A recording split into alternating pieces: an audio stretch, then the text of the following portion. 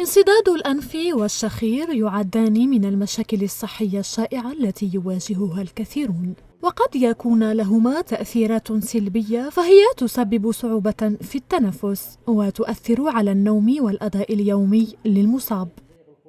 الإنسان اللي عنده ضعوبة عنده انسداد ولا عنده انحراف ممكن تلقاه او يجبد يستعمل في العضلات الاخرى اللي خلقها ربي. هو التنفس العادي ما يستعملش عضلات انكونسيون، يعني انسان بدون الانكونسيون بدون تفكير او يتنفس ما يستعملش عضلات واحده اخرى. بصح انسان عنده النقص لازم يستعمل عضلات، يولي تحسيه باللي راهو ديجا يستعمل لي زيفور بليس باش يجبد عضلات الصدر باش يقدر يجبد الهواء، سينو ما يقدرش.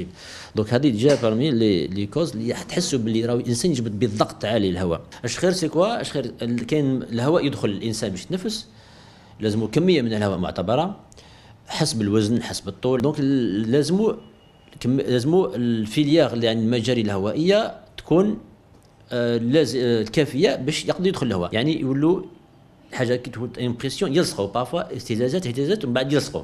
اش خير هو ستان كلابي الاهتزازات هذيك تاك تاك هو يدير ان كلابي يدير اش خير. سمية تعاني من مشكلة انسداد الأنف ومشاكل في التنفس، الأمر الذي جعلها تتوجه إلى الأخصائي لتشخيص وضعها وإيجاد حل لوضعيتها. J'ai un problème déjà avec la respiration. Je je ronfle trop la nuit. À chaque fois, j'ai de l'allergie, mais aussi ça fait un lien avec le côté respiratoire. Et c'est pour ça que je fais docteur Kadrif Instagram au collège.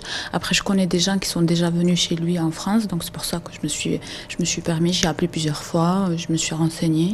من المهم استشارة الطبيب لتحديد سبب الانسداد والشخير، فما يعتقده البعض بسيطاً قد يؤدي إلى مضاعفات صحية يصعب علاجها إذا تأخر التشخيص.